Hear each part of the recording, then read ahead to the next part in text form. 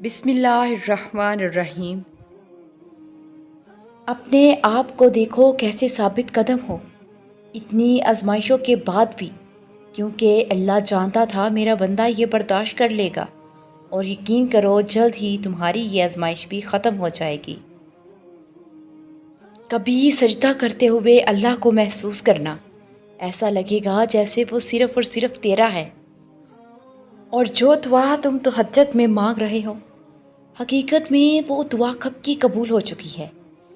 وہ دیر فقط اس لیے کر رہا ہے تاکہ تمہارا اس کے ساتھ دعا کا رشتہ برقرار رہ سکے، اور ہمت جب دم توڑنے لگتی ہے، ساتھ ہی اللہ کی طرف سے جواب آ جاتا ہے۔ کوئی آیت سامنے آ جاتی ہے، کوئی امید دکھائی دی جاتی ہے، کرتا ہے نا پھر اللہ ہم سے باتیں، دیتا ہے نا جواب۔ دعاؤں میں بہت طاقت ہوتی ہے، اور جب تم سچے دل سے اللہ سے مانگتے ہو تو وہ کبھی تمہیں مایوس نہیں کرتا، کیونکہ تمہارا رب بہت باعزت والا ہے اور اس کو حیا آتی ہے تمہیں خالی ہاتھ واپس لوٹاتے ہوئے جب تم اس سے رحم مانگتے ہو۔ یقین سے مانگی ہوئی دعائیں کبھی خالی نہیں لوٹائی جاتی، ان کی قبولیت کا وقت مقرر کر دیا جاتا ہے، پھر کتنی ہی تاخیر ہو جائے خیر لے کر ہی آتی ہیں۔ ہاں، یقین سے مانگی ہوئی دعائیں ہمیشہ جیت جاتی ہیں۔ آپ اللہ کی رضا کے لیے اپنی من پسند چیز قربان کرو اور اللہ آپ کو خوش نہ کر دے، ایسا تو ممکن ہی نہیں۔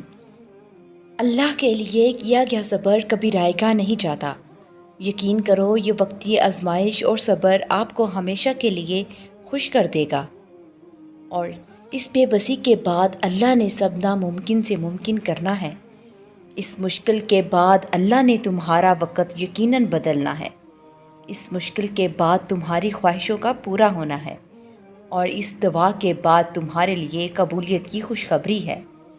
اس محرومی کے بعد اللہ نے بہترین سے تمہیں نوازنا ہے، اور اس دیر کے بعد تمہارے لیے اللہ کے کن کا معجزہ ہے۔